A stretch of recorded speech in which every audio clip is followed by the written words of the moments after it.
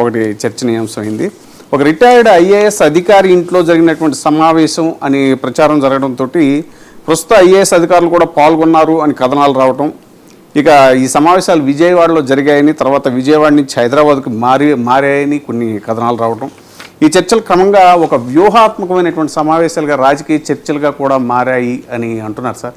అసలు రాజకీయాలుకి దూరంగా ఉండాల్సిన ఐఏఎస్ ఐపీఎస్ అధికారులు ఇలా మరి వ్యూహాత్మకంగా ఈ రహస్య సమావేశాల్లో పాల్గొనడం ఎంతవరకు సమంజసం, దాని ప్రభావం అసలు పాలన మీద ఎలా ఉంటుంది అనేటువంటిది చర్చ. దీన్ని ఎలా విశ్లేషించారు?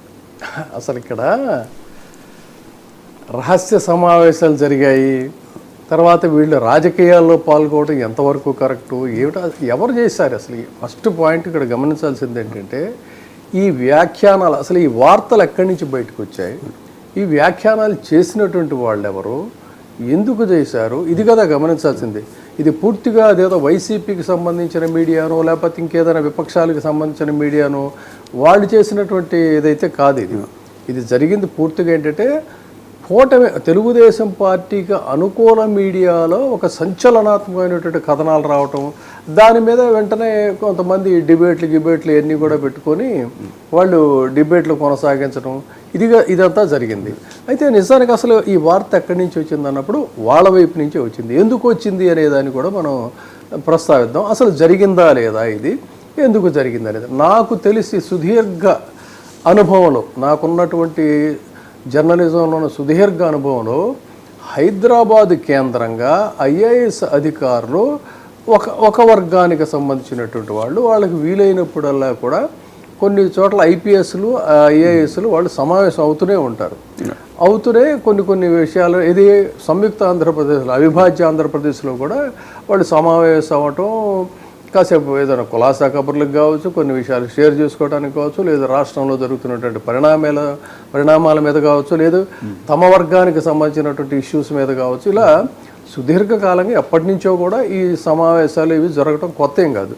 అయితే ఈసారి వీళ్ళు చెప్పేటువంటి కథనం ప్రకారంగా వీళ్ళు ఫ్లోట్ చేసినటువంటి బహుశా విభిన్నమైనటువంటి అంశం కావచ్చు. ఎందుకంటే అక్కడ పార్టిసిపేట్ చేసినటువంటి వాళ్ళని బట్టి వీళ్ళు కొంత దాంట్లో పెప్పు కూడా జోడించి చేశారు. అసలు జరిగింది వాస్తవంగా ఏంటంటే, సరే ముందు వాళ్ళు చెప్తున్నటువంటి వెర్షన్ ఏంటంటే వీళ్ళు విజయవాడలో సమావేశమయ్యారు, ముందు ఏంటంటే వాకింగ్ ఎక్కడో ఒక చోట జరుగుతున్న చోట ఎక్కడ మనం మాట్లాడుకోవాలని చెప్పని అనుకున్నారు, ఇది విజయవాడ ప్రదేశంలో.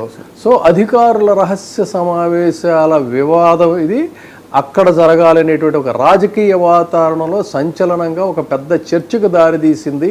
రాష్ట్ర పరిపాలనలో కీలక స్థానాల్లో ఉన్న ఐఏఎస్ మరియు ఐపీఎస్ అధికారులతో కొన్ని రహస్య సమావేశాలు జరిగాయనేటువంటిది వాళ్ళ అనుకూల మీడియా సంస్థలో వాళ్ళు ఈ కథనాలు ఇవన్నీ కూడా ప్రచురించారు, ప్రసారం చేశారు, దాని మీద చర్చలు జరిపారు.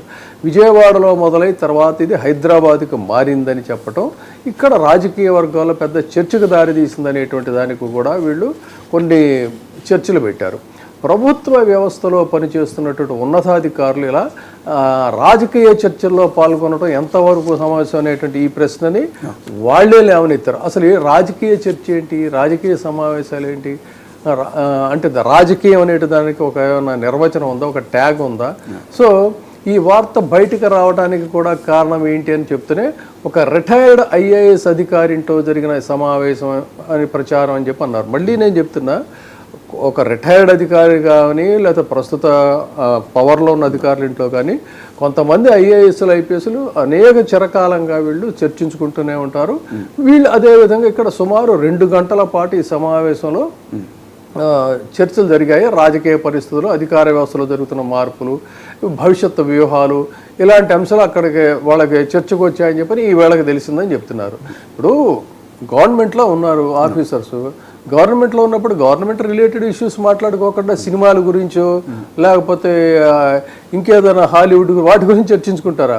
ఎగ్జిక్యూటివ్ అనేవాళ్ళు they are related with the government.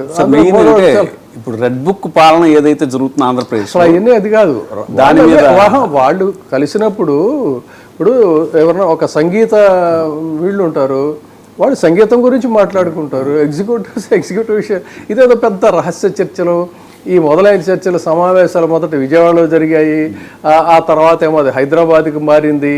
ఏం భయంతో వాళ్ళు విజయవాడలో ఏదేదో జరుగుతుందని భయంతో హైదరాబాద్కి మార్చారు. ఇదంతా ఏంటంటే మంచి మసాలా దట్టించి చెప్పేటువంటి విషయాలుగా తప్ప మరొకటి కాదు. అయితే ఎస్ వాళ్ళకి కొన్ని ప్రాబ్లమ్స్ ఉంటాయి.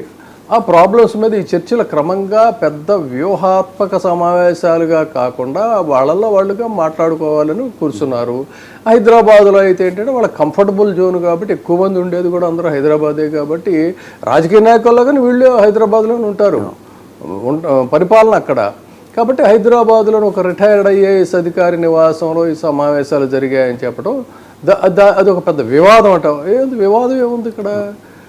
ఏముంది వివాదం? వాళ్ళు మాట్లాడుకున్నారు గవర్నమెంట్ ఎలా ఉంది, గవర్నమెంట్ పోకడలు ఎలా ఉన్నాయి, గవర్నమెంట్లో ఎగ్జిక్యూటివ్స్ పరిస్థితులు ఎలా ఉన్నాయి, తర్వాత అధికారుల పరిస్థితులు ఎలా ఉన్నాయి.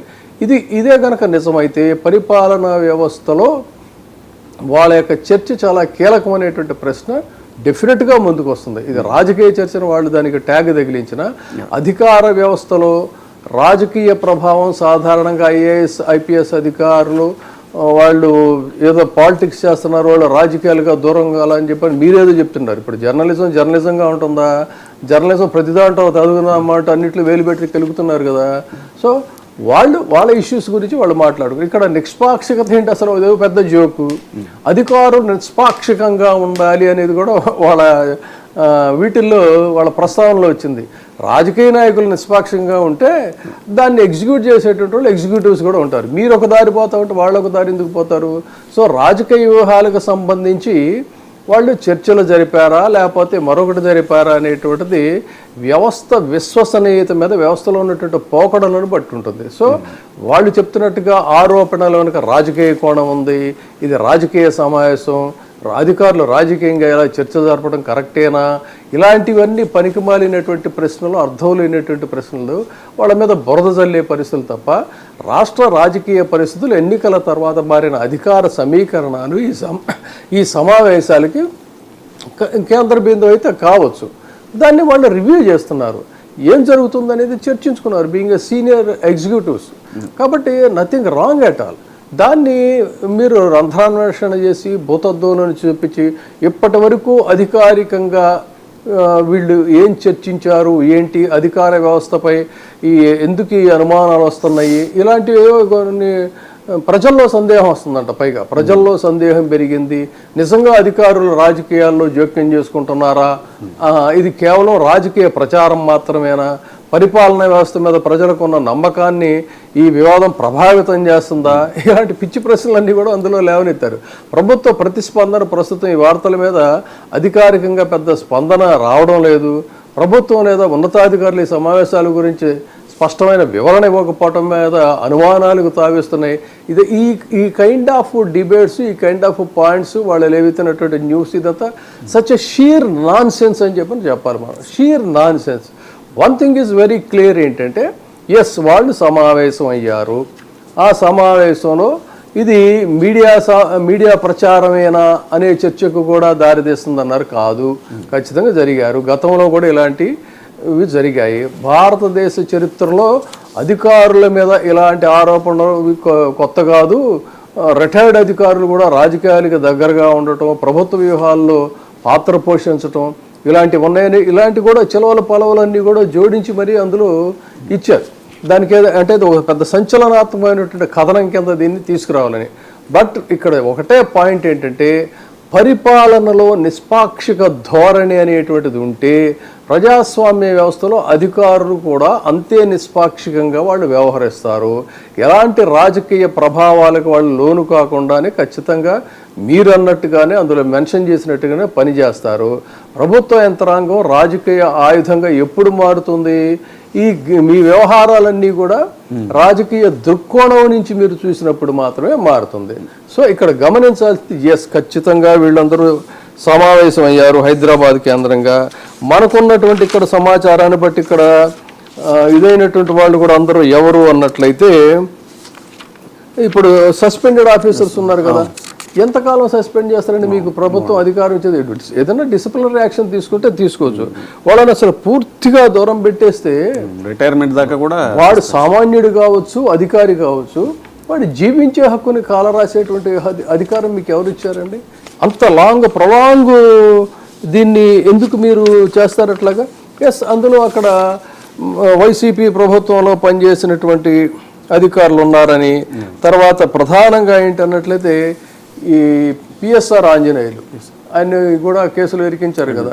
ఆ పిఎస్ఆర్ ఆంజనేయులు గారు ఆయన ఆధ్వర్యంలో కొంతమంది కలిశారని ఎవరో ఈ సస్పెండ్ అయినటువంటి అధికారులు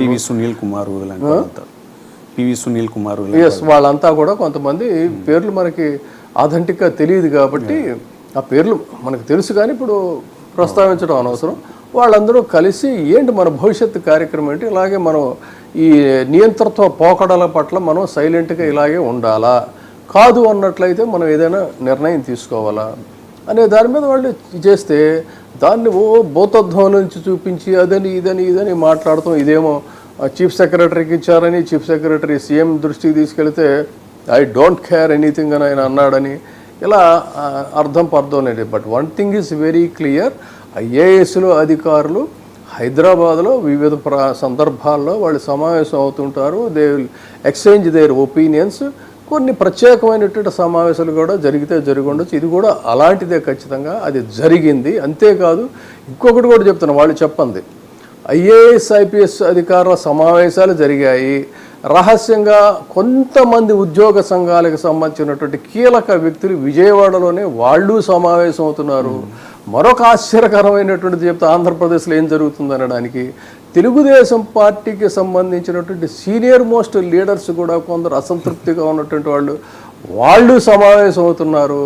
తర్వాత ఇంకా చెప్పాలంటే ఇది బేస్లెస్ ఎలిగేషన్ అని చెప్పని అంటారు, కానీ తెలుగుదేశం పార్టీకి సంబంధించినటువంటి కొంతమంది కీలక వ్యక్తులు కూడా వైసీపీతో కూడా టచ్లో ఉన్నారనేది ఇది సత్యదూరం కానటువంటి అంశాలు. ఖచ్చితంగా ఇవి ఇప్పటికీ ఒక వేగ్ ఎలిగేషన్స్ కింద అర్ధరహితమైనటువంటి అంశాలుగా నేను చెప్పే ఉంటాయి, కానీ భవిష్యత్తులో ఖచ్చితంగా ఎస్ ఈ రోజున మనం ఇది డిస్కస్ చేసే ముందే అనేది ఫ్యూచర్లో ప్రూవ్ అవుతుంది.